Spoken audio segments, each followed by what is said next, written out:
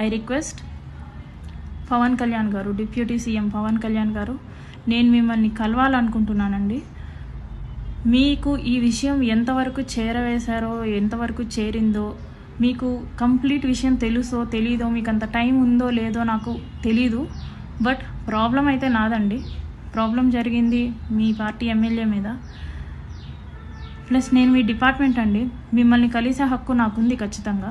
అందుకే పవన్ కళ్యాణ్ గారు, నేను మిమ్మల్ని ఎంత త్వరగా వీలైతే అంత త్వరగా కలిసి ఈ విషయం గురించి మీకు వివరించి మిమ్మల్ని న్యాయం అడగాలనేసి నేను కోరుకుంటున్నానండి. దయచేసి ఈ వీడియోని పవన్ కళ్యాణ్ గారికి రీచ్ అయ్యేటట్టు స్ప్రెడ్ చేద్దాం. నా విషయంలో న్యాయం లేకపోతే నాకే శిక్ష పడుతుంది, అది నేను ఒప్పుకుంటాను. ఒకవేళ నా విషయంలో తప్పు నాదే అయితే నేను శిక్ష వేయించుకోవడానికి రెడీగానే ఉన్నాను.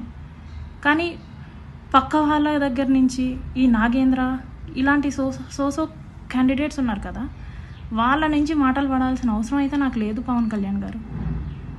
అందుకే నేను మిమ్మల్నే కలవాలనుకుంటున్నాను, మీకే విషయం చెప్దాం అనుకుంటున్నాను. ఒకవేళ నాది తప్ప అంటే నన్ను చంపేయండి, నేను చావడానికైనా సిద్ధంగా ఉన్నాను.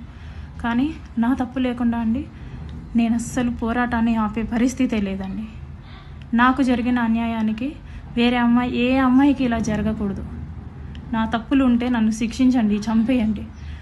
కానీ నా తప్పు లేకపోతే మాత్రం పవన్ కళ్యాణ్ గారు దయచేసి అడుగుతున్నాను, నాకు న్యాయం చేయండి.